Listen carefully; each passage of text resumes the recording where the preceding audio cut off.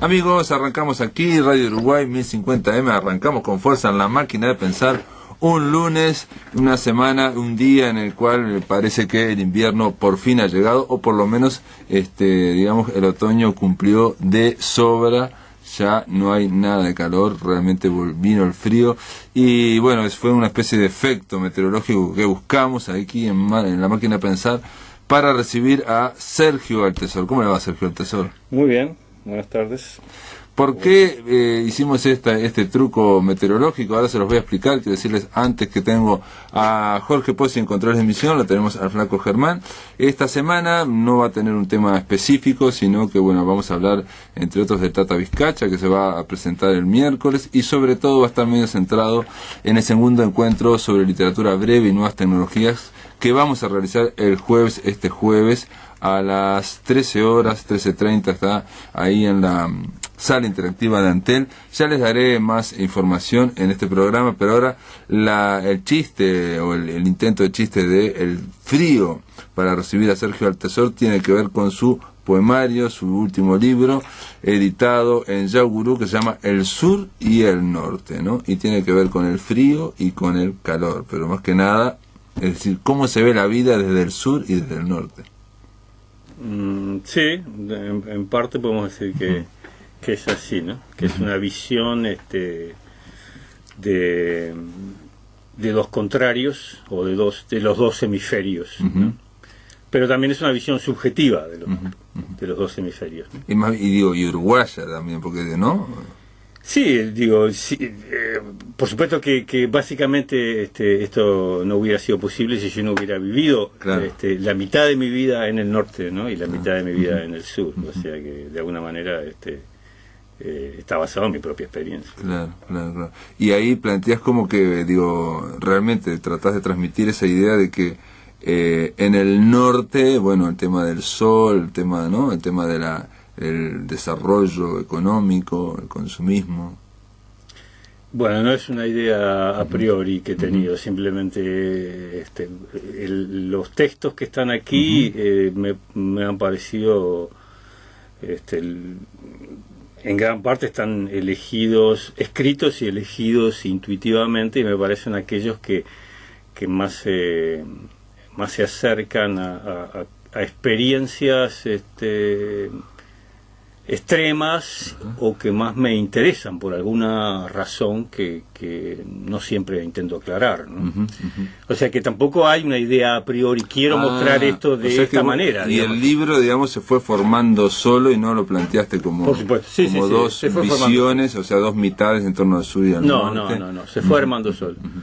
Porque aparte es un libro de poemas que no es no es lo habitual en los libros de poesía que pasan por aquí, por la máquina de pensar, porque en general un libro de poemas, bueno, tiene una línea y no vincula textos en prosa con textos, en verso, y con dos niveles distintos, dos caracteres muy distintos. Aquí hay poemas que son muy dramáticos, con una prosa que juega mucho con el humor negro. Sí, y con lo mediático, ¿no? O sea, vos te referís a las noticias. Claro. O sea, cada una de las el libro está dividido en dos secciones, ¿no? El sur y el norte. Y cada una de esas secciones tiene a su vez otra sección que son las noticias, noticias del norte y noticias del sur. Estos textos se procesaron de una forma muy diferente a cómo se procesaron los otros, ¿no? Digo, los que podríamos llamar poemas en prosa o poemas solos. Se procesaron de una forma que también totalmente intuitiva. Yo empecé a coleccionar noticias desde el año 2002. Pregunta, ¿estabas acá o estabas en Suecia? Estaba en Suecia. Estabas en Suecia. Y coleccionaba noticias, pero coleccionaba tanto noticias de aquí como de allá, ¿no? ¿Y noticias que te llamaban la atención por algo? Me llamaban la atención por diferentes razones, porque eran muy ridículas o muy divertidas, o muy morbosas, o muy irritantes, o, en fin, cosas muy diferentes, ¿no? Razones muy diferentes. Iban a dar allí a una colección, nos las iba archivando por fecha. Y un poco hubo una idea básica de trabajar con el lenguaje que existe fuera que existía fuera de mí, el lenguaje que existe en la sociedad, en los medios, etcétera, ¿no? No era por algo con una intención, digamos, filosófica de decir este es el estado del mundo, o mirar las cosas que pasan. No, eso se daba por sí solo, pero no era la intención. O por ejemplo, me acuerdo que había una sección que tenía en su momento, bueno, la habrás visto en el País Cultural, Alcina TVNet, que se llamaba Mondo Cane, que era ahí también hacía un trasiego de noticias donde había de cualquier cosa. Me acuerdo de una, por ejemplo, que era que cuando se destruye el socialismo en la Unión Soviética, en una fábrica de vodka, como hay problemas gigantescos de inflación y no sé qué, le dan a todos los obreros rusos, le pagan su salario con vodka, y todos van una botellita con botellas de vodka, se lo llevan a su casa, claro, ¿no? Claro. Y que algunos se las habían tomado todo, en fin, eran esas cosas que decían totalmente surreales. Claro. Pero en tu caso no fue así, porque vos decís que estás hablando del lenguaje fuera de... ¿Qué quiere decir el lenguaje fuera de...? Te dije una cosa que es un poco... que era un poco fuera de lo que te iba a contar, simplemente que cómo comenzó, ¿no? La idea, fue con una idea de trabajar con el lenguaje en el sentido de, bueno, cuáles son los textos, ¿no? Que hay en la sociedad, es decir, que tanto arriba de un ómnibus como en una radio, ¿no? O sea, dejar de utilizar mis propias ideas, mi propia expresión, y utilizar otras expresiones que muchas veces son digamos estereotipadas, ¿verdad? O como patrones, o lugares comunes, etcétera, o frases hechas, por ejemplo, ¿no?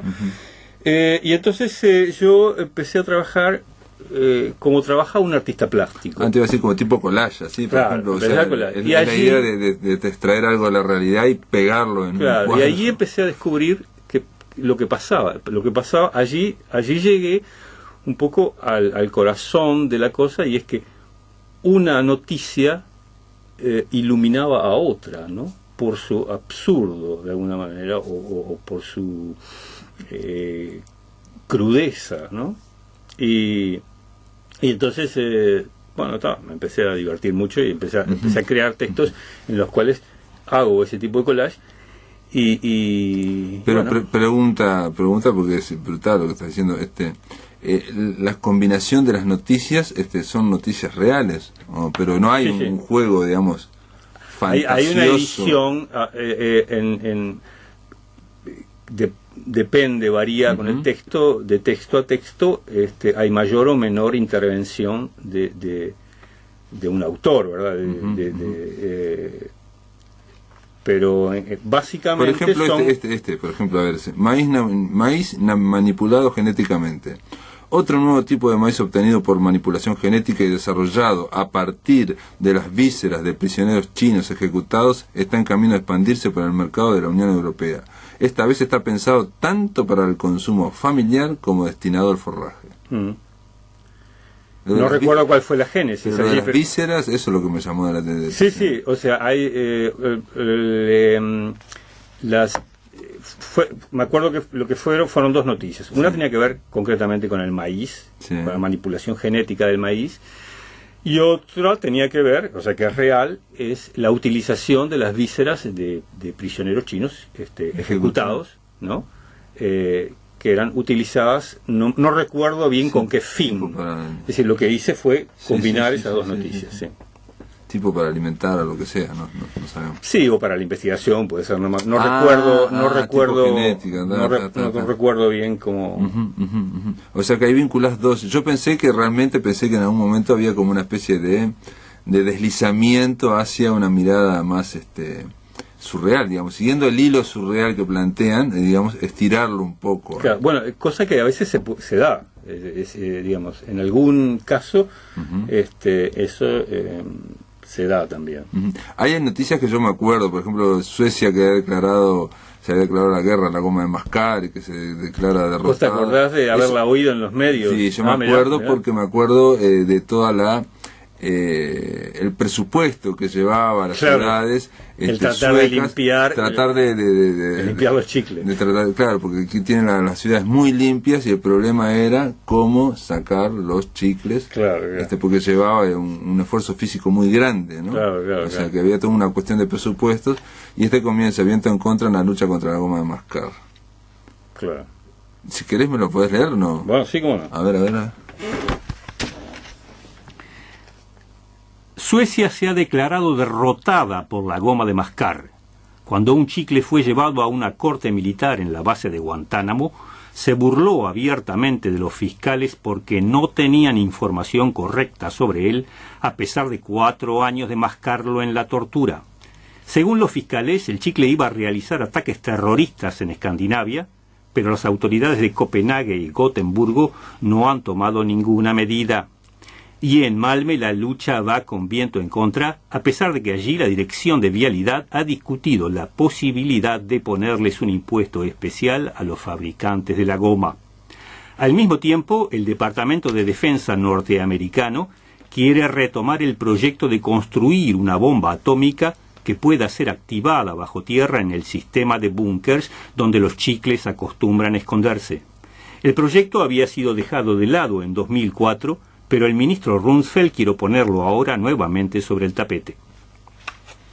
No, el tesoro está para salir en el informativo de Radio Uruguay prácticamente. Esa es la intención. Claro. Impresionante. Bueno, después vamos a pedirte que leas alguno más, porque si bien decía al principio, el tono no es para todo el libro, ¿no? O sea, hay un tono más humorístico, y después hay un tono más dramático en lo que sería la zona de poemas, ¿no? Sí, no sé si dramático, pero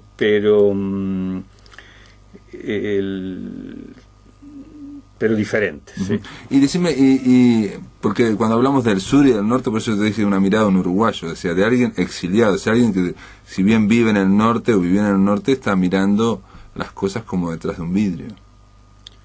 Sí, pero creo que esa mirada también está en el sur, ¿no? Ah, ¿sí? ¿También? Sí, me parece a mí que sí, porque si no es muy difícil ver el sur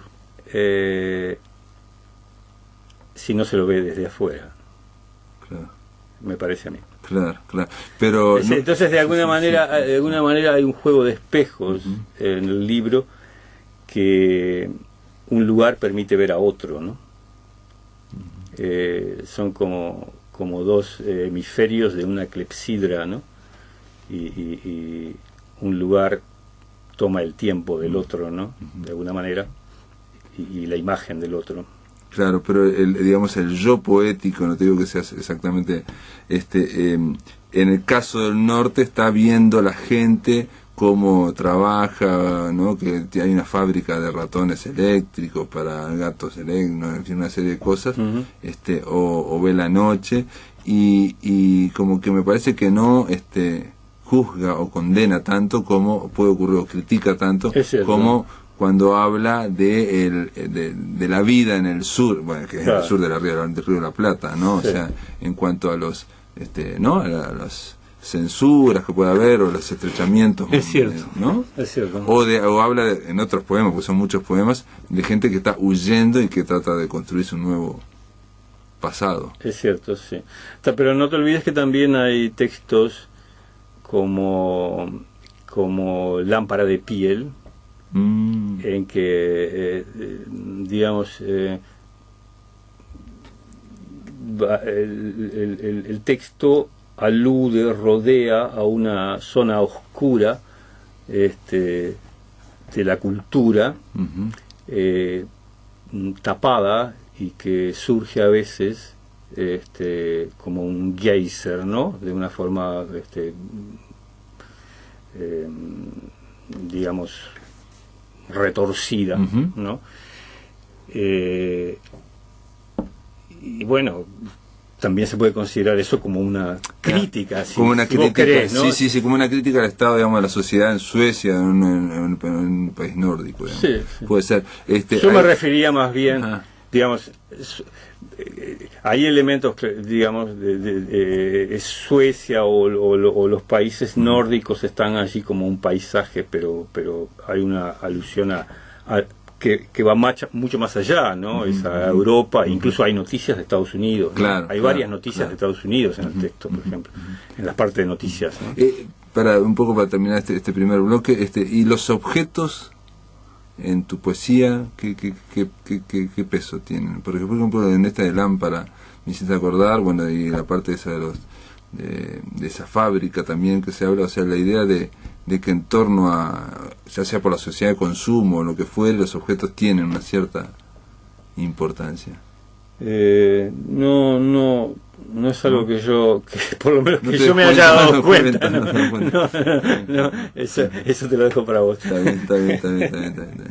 Bueno, muy bien, después de la pausa continuamos aquí con Sergio Altezor hablando de este poemario, donde hay textos que son híbridos, son noticias convertidas en prosa.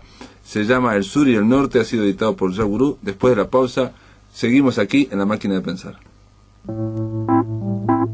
En el aire de Radio Uruguay, La Máquina de Pensar. Estamos con Sergio Altezor, estamos conversando del sur y el norte. Vos, ¿cuándo te fuiste a Suecia, los países nórdicos, y te fuiste por razones políticas? ¿Cómo fue la historia? Sí, yo me fui la primera vez, fui desterrado, ¿no? Fue en 1976. Fui puesto sobre un avión y fui a dar a Suecia. Volví al Uruguay en 1995, viví 5 años en Uruguay, y hasta que me quedé sin trabajo y sin nada, y bueno, y me tuve que ir. Y volví a Suecia y viví 10 años en Suecia hasta 2009. ¿Vos pensás que las 2 veces te fuiste, digamos, obligado al Uruguay, que el Uruguay de alguna forma te echó? Y de alguna forma sí. Lo único que por alguna razón, una razón que sería muy largo de explicar aquí, a pesar de haber sido un hombre libre, fue peor la segunda vez. Fue que fui yo que me tuve que desterrar a mí mismo, ¿no? Y bueno, fue duro porque además no era tan joven, digamos, no tenía las mismas posibilidades que tenía cuando tenía 24 años, que fue la época y aparte supongo que no habría también esa red de solidaridad que se generó, claro, en torno a los militantes o a los exiliados políticos. Claro, el mundo había cambiado. Bueno, Suecia también había cambiado, ¿no? Suecia había cambiado, claro. Habían matado a los Palmes, para empezar, ¿no? Claro.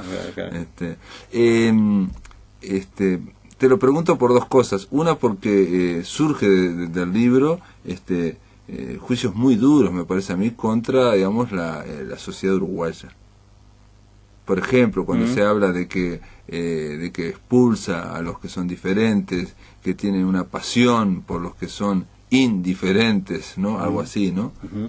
No dice pasión, pero no, dice algo mejor que pasión. Dice como que hay un romance, es un romance.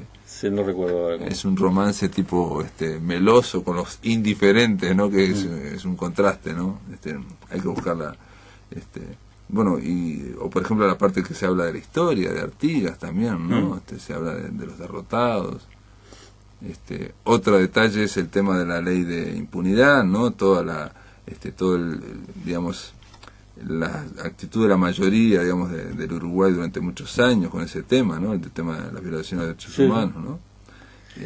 Y sí, yo pienso que el Uruguay es un país que, a pesar de tener desde que la izquierda llegó al gobierno, las posibilidades de cambiar muchas cosas, no ha cambiado cosas que me parecen fundamentales para que la sociedad se encuentre a sí misma, ¿no? No ha, por ejemplo, llegado al fondo de sus traumas, ¿no? Al fondo del pasado. Es imposible enfrentar el futuro si no tenemos una claridad sobre el pasado, ¿no? Y bueno, y creo que no se está haciendo, o se está haciendo, lo está haciendo gente muy muy valiosa, muy heroica, diría yo, ¿no? Muy admirable, pero por sí misma, ¿no? No como sociedad. La sociedad en sí no ha encarado ese problema. Pero, y es un problema de toda la sociedad, ¿no? Pero pregunta, porque digo, quizá vos te parece que va muy lento el tema, bueno, estamos yendo un poco de bueno, hay un texto, hay un texto que dice, ¿no? Las madres que vivieron esperando, que vivieron esperando y murieron. No, ¿cómo es que dice? Vivieron. Sí, está acá, se llama un país, estaba viendo la. Sí, dice un promiscuo. Vivieron denunciando y murieron esperando. Esa creo que es decir, la justicia, digamos, sirve si está enmarcada en un cierto tiempo, ¿no? ¿De qué sirve la justicia cuando aquellos que tendrían que ser los receptores de la justicia ya no están, ¿verdad? Es como las desclasificaciones que se hacen en Estados Unidos 20 años o 30 años o 50 años después, ¿verdad? Cuando ya los responsables no existen o no están. Entonces, esa justicia creo que no le sirve a nadie. ¿Y cuál serviría? Bueno, la justicia, digamos, que se hace aquí y ahora. En tiempo y forma, digamos, pero ya no se hizo, digamos, ¿no? Digamos, en su momento no se hizo, recién se está haciendo ahora, en los últimos años, que se comenzó a hacer, digamos, los que la gente violada, los que violaron los derechos humanos están presos, digamos, pero ahí, pues sí que la sociedad le faltó. Bueno, yo digo que son botones de muestra los que están presos. O sea, hay todo un sistema, digamos, que estuvo involucrado profundamente en crímenes de lesa humanidad, que está intacto. No solamente está intacto porque están intactas esas personas, sino que siguen pensando exactamente lo mismo y siguen transmitiendo sus ideas. Es decir, en las Fuerzas Armadas siguen manteniendo la doctrina de la seguridad nacional y se sigue estudiando la doctrina de la seguridad nacional en las escuelas militares de este país. Es algo que me parece absolutamente increíble cuando tenemos un gobierno que se dice de izquierda. Lo decís en un momento en un texto, también lo decís eso, que en una de las noticias, un poco en plan humorístico, decís que eso no puede venir de los militares porque los militares en Uruguay siempre actúan a cara descubierta. No lo digo yo, lo dijo no recuerdo ahora el nombre, pero lo dijo un político. Sí, Sí, lo dijo en la tertulia del Espectador. Bueno, aquí haces tú en un momento hablas de la cocaína, la ley de caducidad, pero bueno, para no ir solamente al tema de los derechos humanos y para hablar, digamos, de lo que surge solamente de eso, decís, por ejemplo, bueno, es un país que segrega un desprecio vitriólico por los diferentes y un amor promiscuo por los indiferentes. Y después enseguida agregas un país en donde todos los varones que no saben de fútbol son sospechosos de insospechadas perversiones. Las mujeres pueden perfectamente no saber nada de fútbol. Digo, eso estamos hablando de otra área del ser nacional, digamos, de la cultura. Y que también es ¿no? Fue siempre un país de almas desoladas y suicidios morbosos. Digo, que eso... Como quizás lo sean todos los suicidios. O sea, es decir, eso va más allá de la doctrina de seguridad nacional o del terrorismo de Estado. Sí, lo que pasa es que tú me hiciste una pregunta. No, está perfecto. Que tenía relación con eso. Por eso digo, estoy diciendo que la crítica o la visión crítica va más allá, digamos, del tema político, digo, va al ser nacional, digo, va a la sociedad. Por eso. Sí. Es una crítica más. Es cierto, sí, claro. Vamos a ver, sí. Y no tiene nada que agregar. Y no tenés nada que agregar. No, no, si no escribiría un ensayo, digo. Claro. Hay un detalle que hablamos. Pero bueno, digo, sí. te puedo decir algo. Creo que las ciudades reflejan, por ejemplo, lo que el cariño o el odio que la gente le tiene a su propia vida y a sus conciudadanos, ¿no? Para mí es muy diferente haber ido a algunas ciudades del interior, por ejemplo, y caminar por las calles de unas ciudades del interior a caminar por las calles de Montevideo. Es decir, la indiferencia con que se puede caminar, con que los montevideanos pueden caminar, porque están obligados a hacerlo, entre la mugre, entre los perros que comen la basura, entre la indiferencia con que pueden ver a gente tirar cosas en la calle, abrir la ventanilla del ómnibus y tirar para afuera una banana, un cigarrillo. Creo que si uno ve de afuera, despierta interrogantes sobre qué siente esta gente cuando vive aquí, ¿no? ¿Le gusta la ciudad donde vive? ¿Le gusta vivir así? Es otro aspecto. Sí. También de la gente que yo lo pensaba, digo, la gente que los hurgadores, ¿no? O sea, ver a los hurgadores ir tirando la bolsa para hacia afuera, una y otra vez, y bueno, la gente pasa al lado. O sea, están como, todos estamos opinando de alguna forma, claro, estamos haciendo opiniones también, ¿no? Claro. Y muy críticas, ¿no? Claro. De nosotros mismos. Me decía fuera del micrófono, conversábamos en parte de las noticias, hay una que es como que encadenaste a varias noticias, ¿no? El tema de la ley de caducidad, el tema, bueno, de Ricky Martin, el tema de Kamnitzer, del video, el tema del video. El famoso video, exacto. Creo que hay 3 noticias que tocan el tema. Que están como encadenadas en torno a aquel video de los militares que nunca se vio y que alguien lo había visto pero no sabía si existía. Ahí va. Era un DVD, después dijo no, en realidad es un archivo, en realidad no es un video porque fue una computadora, en fin, nunca existió, ¿no? Toda esa historia que hubo, que yo ya me había olvidado realmente, en torno a, y que involucró no solo al presidente Mujica, sino a los ministros, ¿no? Claro. Ministros, y fueron un llamamiento a Sala, seguro, de ministro de Defensa. De Defensa. Y también después lo enganchás con Ehrlich, ministro de Cultura, y con Kamnitzer, porque vamos a explicar, porque por aquí hablamos. Eso es un invento, claro, ¿verdad? Y me volé totalmente. Claro, ese es el colofón, digamos, de ese encadenamiento. Estamos hablando de ese video, ¿no? Claro. ¿Cómo entra Kamnitzer y cómo es? ¿Puedes contar lo de Ricky Martin? ¿Cómo es? Lo que te conté fuera del micrófono. No, simplemente ese texto surgió leyendo la noticia en alguna revista de peluquería, en la cual Ricky Martin digamos hace una acepta y declara su homosexualidad abiertamente, ¿no? Y todo el proceso que lo llevó a hacer eso. Sí, que fue una noticia que recorrió, digamos, que recorrió el planeta, claro. Las agencias de prensa la difundieron con mucha fruición, ¿no? Y bueno, y entonces allí en esa noticia se mezcla, digamos, nuestro presidente Mujica, que es uno de los que llama a Ricky Martin para felicitarlo, ¿no? por esa declaración que él hace. Como de coraje, digamos, por ese acto de coraje. Seguro. Pero bueno, digo, no se puede contar, ¿verdad? Porque la noticia Pero eso es un invento mío. Eso fue un invento tuyo, digo. Un invento Mujica mío, nunca lo llamó nunca lo llamó, etc. Lo curioso es que un año después,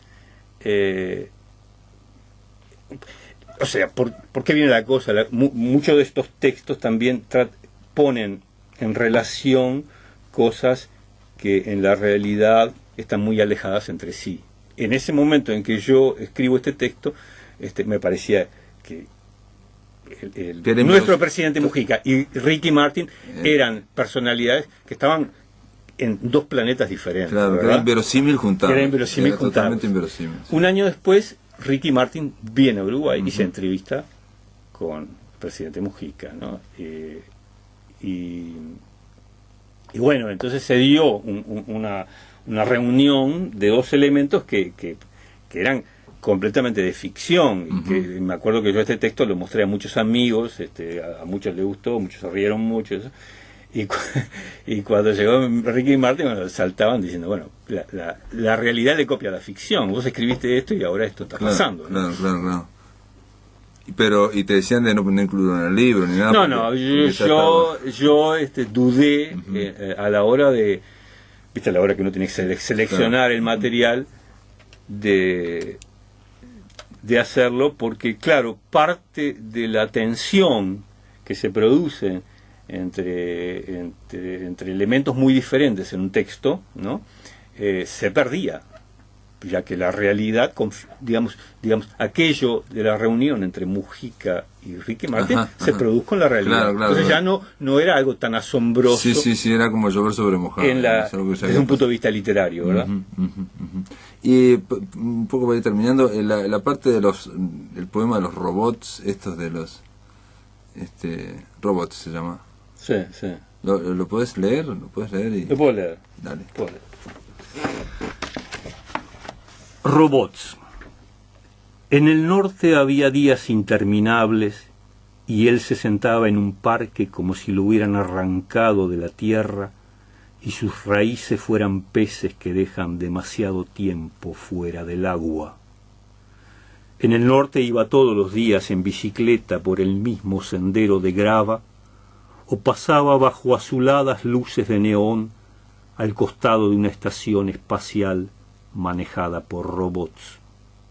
También pasaba por una enorme fábrica plateada en donde los robots fabricaban pequeños ratones electrónicos que se usaban para entretener a los gatos que vivían encerrados en los apartamentos. De tanto estar callado se olvidó de las palabras, o más bien de la forma en que se tejen las palabras para formar las frases, y también de la forma en que las frases enhebran otras frases para formar tejidos de sentido en el caso de que algo resultara tenerlo. En el norte vivía en un patio rodeado por un arroyo circular donde nadaban peces artificiales o pequeños robots submarinos que se alimentaban con la basura que él vertía diariamente en el arroyo. Del otro lado del arroyo vivían los demás, y los demás iban en trenes de color azul a gran velocidad. Los demás aparecían diariamente en la televisión, tanto en el noticiero leyendo las noticias, como entrevistados por el que leía las noticias y también en el pronóstico del tiempo. Algunos, para aparecer en el pronóstico del tiempo que venía después del noticiero, se disfrazaban de pequeñas nubes o de copos de nieve, y otros se disfrazaban simplemente de flechas. Los demás escribían en los diarios, y en sus textos las ciudades de África se volvían capitales de los países sudamericanos, y los ríos turbulentos de Brasil desembocaban en el lago Tanganica. En sus textos los chinos eran descritos como hormigas que habían llenado el mundo de hormigueros. En los artículos que los demás escribían en los diarios, los árabes se trasladaban entre los continentes mediante arcaicos platos voladores. En esos textos que él leía con curiosidad, con ansiedad, los demás describían cómo las hordas bárbaras que venían desde el sur atacaban el norte diariamente. Seres de otros colores, olores y sabores intentaban diariamente llegar hasta las costas del viejo continente. Muy bien, Sergio Altesor, gracias por estar acá en La Máquina de Pensar. Igual te vamos a pedir que grabes unos poemas y los textos, capaz tendrías que grabarlos por separado, ¿no? Las noticias y los poemas. Bueno. Gracias por estar acá. Gracias a vos por invitarme. En el aire de Radio Uruguay, La Máquina de Pensar.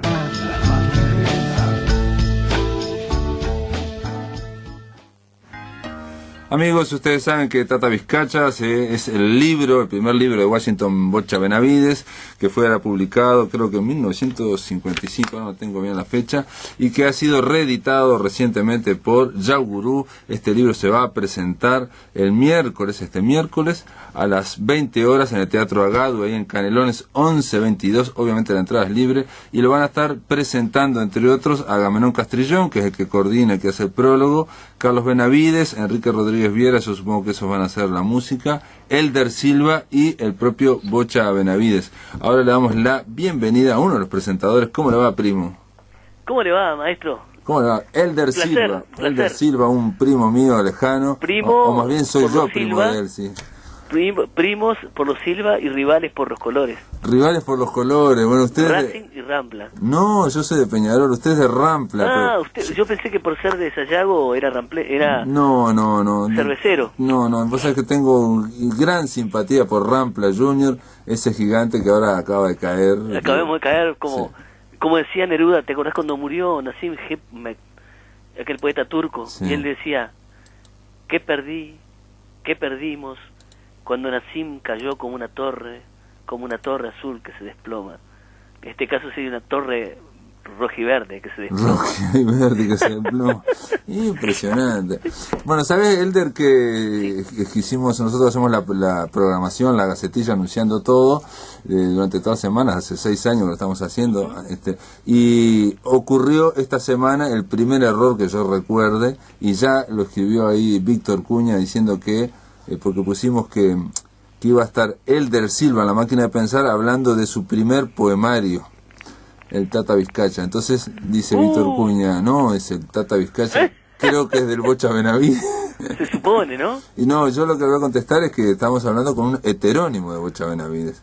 Y andás a ver si yo mañana... No hay que descuidarse, porque mira que este hombre es bravo, ¿eh? Es impresionante. Miren si Elder Silva al final se descubre que era un heterónimo.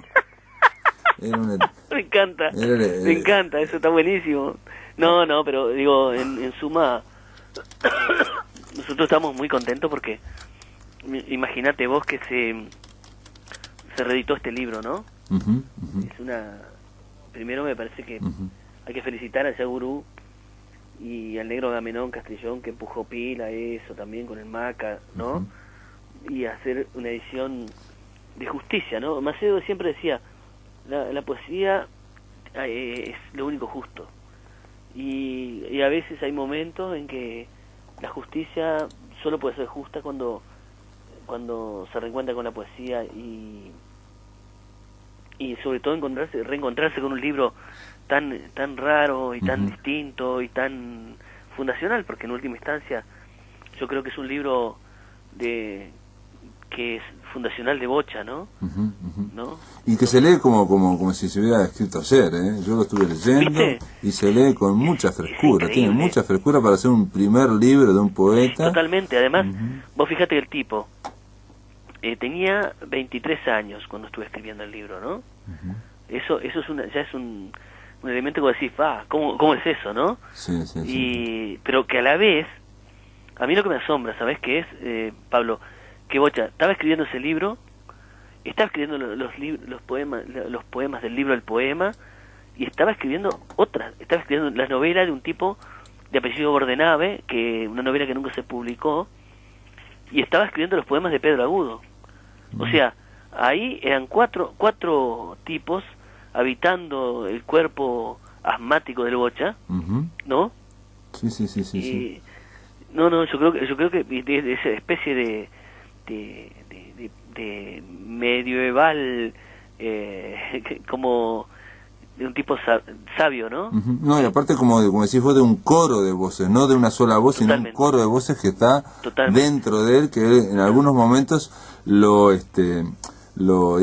expresó con los heterónimos, que yo jorobaba, pero es cierto, él tiene Pedro Agudo, tiene varios heterónimos que escriben su obra, pero dentro de su propia obra, la obra de Bocha Benavides, él habla de que en él viven la guitarra de Gavino y el arpa de David. Exacto, ¿no? Exacto, y Rey David. No, el libro es un libro muy interesante porque, primero digo, no solo, digo, si querés tiene el karma y el karma por un lado, pero también el hecho de que un libro quemado como la Inquisición, ¿no? Claro, claro. Fue como una sí, vuelta sí. a la Inquisición, y eso es muy fuerte, ¿no? Pensando en Uruguay rural. Y muy fuerte para un primer libro también. Aparte, fíjate, era un muchachito, imberbe, como siempre ha sido el Bocha, ¿no? Claro. En tu caso, Elder, obviamente vos estás cercano al Bocha como un maestro, ¿no? Pero aparte tuviste una parte en esta, digamos, recuperación, porque esta colección se llama Rescate, no es por casualidad que el Maca le puso Rescate. Claro. Vos también estuviste en ese rescate de Bocha y de esa historia, de ese incendio, digamos, de esa quema de libros en el año 55. Fue muy gracioso, ¿sabes? Porque yo el otro día pensaba, la otra vez cuando ellos me piden la entrevista. Bocha me dice, vos escribiste un artículo sobre el Tata Vizcacha, ¿no? Y sabés que yo te digo con franqueza, yo no me acordaba, digo, que yo pensé mucho en ese libro, porque yo decía, acá está el origen de la obra de Bocha, pero no recordaba el artículo, te juro, y no lo tenía además. Entonces, ellos por suerte el Bocha tenía un pedacito del artículo, y que era un artículo largo, que curiosamente, yo decía el otro día a Benavides, fue un momento lucidez que tuve en mi vida que no me acordaba que lo había tenido, ¿viste? Es decir, porque yo encontraba que ese poema, fíjate que cuando yo hice el artículo, Bocha había publicado hasta Fontefrida, ¿no? El Murciélago, creo que Murciélago, hasta ahí, de toda su obra, ¿no? Y yo decía, este libro es fundacional, porque este libro tiene como el esbozo, si querés, de la grifa Benavides, ¿viste? La grifa esa de, si bien es un libro más seco que otros, un libro más prosaico, si querés llamarle, ¿no? Pero que es un libro donde ya hay esa manera de ver el mundo, de ver la aldea, ver la parroquia, como le gusta decir a él, ¿no? El color de las veredas, el color de las calles, esos personajes que luego van llenando toda la vida de la obra de Bocha, que es como una novela, no sé, que ya habrá que estudiar y ver. Por suerte hay mucha gente estudiándola y viéndola y revisándola, ¿no? Pero en ese caso se había marcado que hasta que vos no le hiciste, digamos, ese artículo, esa entrevista en el año 86, por ahí, no, como que había quedado, digamos, la historia, la literatura no había registrado mucho, que el primer libro de Bocha, bueno, se intentó quemarlo, ahí quedó perdido. Y que quedó perdido ese detalle, y ahora se rescata con un tema muy lindo, digo, por lo menos lo contó acá Gameón Castrillón, de que se hizo un desagravio allá en Tacuarembó, ¿no? Y de alguna forma también el Bocha dice que recitó el poema de Martí, de Cultivo una rosa, ¿no? Claro. ¿Estabas vos ahí? No, yo no pude ir, ¿sabes? Desgraciadamente, porque tuve un problema a último momento, pero lo interesante es que a mí lo que me sorprende, ¿no? Es que me sorprende la génesis del libro.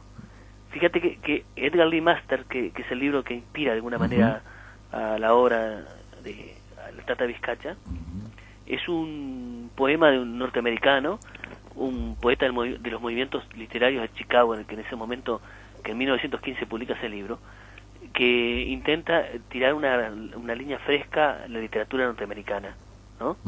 Junto con Carl Sandburg y otros, ¿no? Y que cómo fue a repercutir, ¿no? 40 años después. Ah, bueno, sí. ¿Cómo repercute en un lugar? En un país chiquito allá en el sur. ¿Cómo vino a dar ahí? Y genera un libro parecido, ¿no? Digamos que es una réplica uruguaya de Tacuarembó, digamos. Totalmente. Aparte, el libro de Lee Master es un libro donde él es un libro de lápidas. De epitafios. De epitafios, escritos en las lápidas de los muertos de ese pueblo que no existía, ¿no? Spoon River. Y Bocha no los mata, los pone vivos, pero los pone con todas sus lacras y toda su miseria, como también los puso Lee Master en algún momento, ¿no? Y eso me parece así re interesante, como algo, ¿cómo decís? Lo que yo pienso, Pablo, es como cuando hay aire en la vida de los pueblos, puede pasar todo esto, ¿viste? Que circulen cosas, la diversidad, que se alimenten, que se retroalimenten cosas. Y el libro de Bocha es increíble porque tiene, bueno, los pasajes de, si bien yo creo que el prólogo del libro es un gran poema, el prólogo sobre todo, después hay poemas que son muy interesantes porque tienen retratan la vida de personajes del pueblo, el usurero, el pobre gaucho que peleó en la guerra, no sé, eso creo que tiene un valor único y aparte, curiosamente, un libro que fue ocultado, ¿no? Fue ocultado. Yo, fíjate vos, cuando el libro se publica, yo estaba en la panza de mi madre. ¿Entendés? Claro. Y bueno, vas a estar presentándolo ahora. Seguro, vamos a hablar un poco de esto, de estas cosas, ¿no? Este miércoles a las 20 horas vas a estar vos, va a estar Agamenón Castrillón, va a haber música, supongo va a estar Enrique Rodríguez Viera, Carlos Benavides, va a estar el Bocha. Seguro. No, y lo curioso, lo que decías vos recién, me gustó eso que 36 años después de haber nacido, yo me da por escarbar en ese libro, ¿viste? Y empezar a desmenuzar lo que de alguna manera era la obra de Benavides en ese momento. No sé, yo creo. Bueno, muy bien, Alder, se me terminó el tiempo, se me terminó el programa. Bueno, felicitaciones, yo no creo que vaya a estar, porque voy a estar aquí en la máquina de pensar a las 20 horas, pero están invitados porque creo que va a ser un lindo momento y de alguna forma para el propio Bocha Benavides, un reencuentro con su primer libro y rodeado de jóvenes poetas, bueno, somos todos jóvenes, ¿no? Todos, nosotros somos jóvenes también. Y estarán tus oyentes de Casabó, del nuevo Casabó, del oeste del Cerro, de Santa Catalina, escuchándote y compartiendo con nosotros estos versos que son inolvidables y que por suerte hay un señor que los dejó escritos. Te mando un abrazo grande, Elder. Igualmente, Pablo, muchas gracias. Amigos, se termina la máquina de pensar. Quiero decirles que, bueno, nos faltó hablar de lo que va a ser la literatura, encuentro de literatura breve y nuevas tecnologías. Ustedes saben que el año pasado organizamos el primer encuentro y bueno, este año organizamos el segundo encuentro sobre literatura breve y nuevas tecnologías, fronteras itinerantes en el marco de las nuevas tecnologías. Esto va a ocurrir el jueves 7, es a partir de las 13:30, a las 14 horas pueden ir a la a la sala interactiva de la Torre de Comunicaciones de Antel, sala interactiva. Es abierto a todo público y va a haber 3 mesas. Una mesa del libro en la encrucijada de la edición electrónica. Después va a haber otra mesa, literatura brevísima, un enano en el Jardín de las Bellas Artes. ¿Qué pasa con la literatura breve en Uruguay? Y después va a haber a las 16 horas la larga experiencia de un concurso ultra corto. Obviamente referencia al concurso Te Cuento Qué y al libro de oro de Te Cuento Qué. 5 años de concurso de mini cuentos por SMS.